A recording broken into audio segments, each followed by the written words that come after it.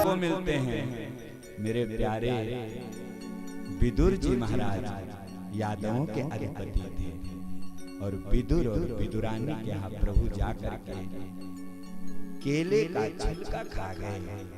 साग का बथुआ आज मेरे प्रभु ने ग्रहण कर लिया।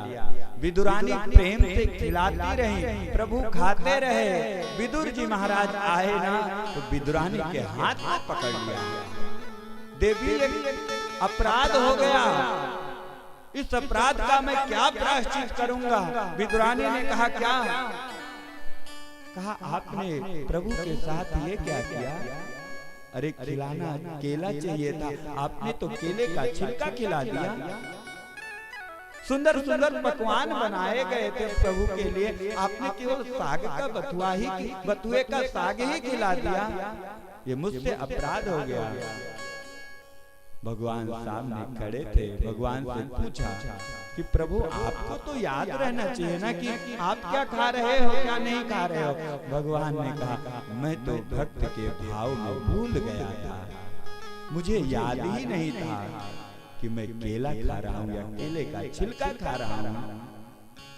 मैं 56 भोग व्यंजनों का भोग ग्रहण कर रहा हूँ, मैं या बथुए का साग खा रहा हूँ, मैं भूल गया था।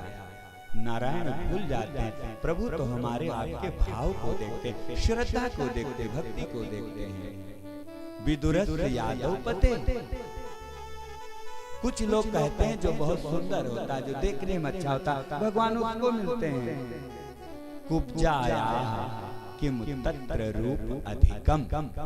मैया कुब्जा के पास में कौन सी सुंदरता थी? तीन जगह से मैया कुब्जा टेढ़ी थी। लोग त्रिवक्त्रा कहते थे मैया कुब्जा को, लेकिन प्रभु ने क्या किया? मैया कुब्जा को विश्व सुंदरी बना दिया था।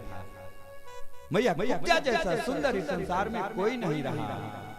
कुब्जाया किम तत्र रूप अधिकम। ये भी सिद्धांत लागू नहीं होता है। फिर क्या?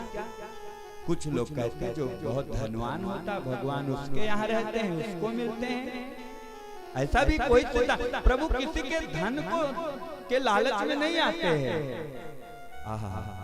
किम तत् सुदाम्नो धनम।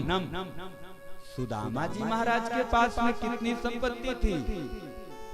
प्रातः यदि मैया सुशीला भोजन बना देती थी, बच्चों को खिला देती थी ना, शाम को भोग लगेगा कि नहीं लगेगा इसकी जानकारी मैया सुशीला को नहीं होती थी। इतनी गरीबी थी, इतनी गरीबी थी। जब बच्चे भूखे सो जाते थे ना, माँ से कहते थे माँ मुझे भूख लगी है, मुझे कुछ खाने को दीजिए। मैया सुशीला कहती थी बेटा आज तो एकादशी का व्रत है, आज भोजन नहीं करना चाहिए, आज व्रत रखना चाहिए। इतनी गरीबी में सुदामा जी महाराज ने अपने जीवन को यापन किया। लेकिन सुदामा जी महाराज कितना धनवान कौन हो सकता है? स्वयं नारायण ने साक्षात प्रभु ने सुदामा जी महाराज के चरणों को धोया है। भगवान जिसके चरण को धोए हो, अपने नेत्रों के नीर से धोए हो, इस संसार में मैं कहता हूँ इतना बड़े भाग्यशाली कौन हो सकता है? सौभाग्यशाली कौन हो सकता है? किम तत् सुदाम्नो धनम। इसका मतलब ये भी नहीं है कि जो बड़े आदमी होते हैं उनको भगवान मिलते हैं। भगवान मिलते किसको हैं? भक्त्या तुष्यति केवलम परमया। भक्ति प्रियो माधवम। भगवान माधव को क्या प्रिय है? भक्ति प्रिय है, प्रेम प्रिय है, भावना प्रिय है, सत्कार सम्मान प्रिय है। जिसके हृदय में भगवान के प्रति भक्ति होती है, भावना होती है, द्वारकाधीश उसके घर नंगे पैर दौड़ते हुए आते हैं और याचक की तरह मांग करके खाते हैं कि आज मुझे भूख लगी, आज मुझे कुछ खिलाओ।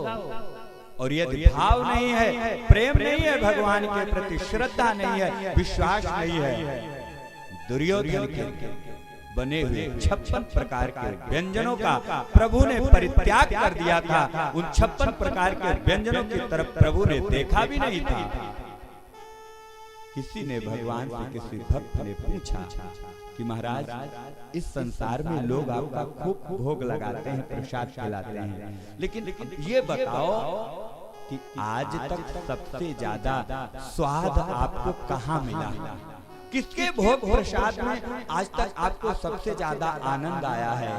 मेरे प्रभु के दोनों नेत्र सजल हो गए और भगवान कहने लगे, जितना आनंद और स्वाद हमें मिला केवल 2 जगह, मैया शबरी के जूठे बेर में जो मुझे आनंद आया, मैया शबरी के जूठे बेर में जो मुझे भाव प्रधानता मिली, जो मुझे आनंद मिला, आज तक मुझे वो आनंद वो कहीं नहीं मिला है। वो स्वाद मुझे आज तक कहीं नहीं प्राप्त हो सका। और विदुर और विदुरानी के उन जूठे बेरों में जो मुझे, विदुर और विदुरानी के उन केले के छिलके और बथुए के साग में जो मुझे आनंद आया ना, जो मुझे सुख प्राप्त हुआ, आहा, वो आज तक मुझे कहीं नहीं प्राप्त हुआ है। मैं भूल गया कि शबरी मुझे बेर खिला रही है या 56 प्रकार के व्यंजनों का भोग लगा रही है। मेरे प्यारे भगवान को भाव प्रिय है। मैया शबरी क्या करती थी? नित्य प्रति भगवान का रास्ता निहारती थी। आज मेरे राघव आएंगे, मेरे गुरु का आदेश है, मतंग ऋषि का गुरु प्रसन्न हो गए थे मैया शबरी की सेवा से कि मेरे गुरु ने कहा है कि तुम बेटी कहीं जाना मत, भगवान तुमको यहीं आकर के दर्शन देंगे। इतना ही कहा मैया शबरी ने गांठ बांध लिया कि मेरे गुरु का आदेश है, मेरे गुरु की वाणी कभी व्यर्थ नहीं जा सकती है। नित्य प्रति प्रातः काल होते ही रास्ता देखे कि आज मेरे राघव इधर से आ रहे होंगे, आज मेरे प्रभु इधर से आ रहे होंगे। रास्ते को बुहारती थी, साफ करती थी, सुंदर सुंदर फूल तोड़ करके लाती थी, रास्ते पर बिछाती थी, पथ पर बिछाती थी कि मेरे राघव के चरण बहुत कोमल हैं, कहीं ऐसा न उन्हें कंकड़ लग जाए, उनके पैरों को चोट पहुंच जाए, प्रातः काल से शाम हो जाए, प्रभु नहीं आए। निराश होकर के मैया शबरी अपनी कुटिया में आ जाती थी। दूसरा दिन हुआ, फिर वही क्रिया, जंगलों से पुष्प तोड़ करके रास्ते पर बिछा देती थी। आज मेरे राघव आ रहे होंगे, मुझे दर्शन देंगे। मैया शबरी अपने भाव को व्यक्त कर रही है क्या?